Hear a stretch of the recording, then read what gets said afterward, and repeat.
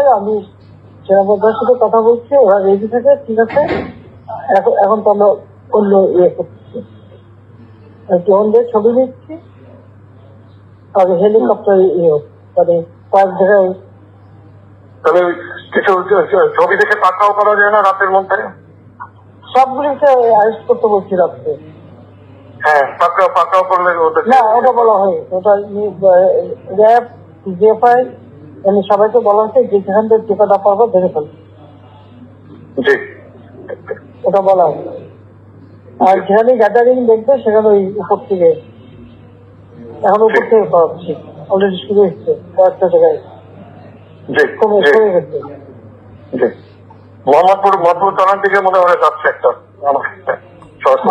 থানার দিকে। হ্যাঁ হ্যাঁ, তোকে পাঠায় দিক র্যাবে। জি, তবে আপনার নির্দেশনা লাগবে।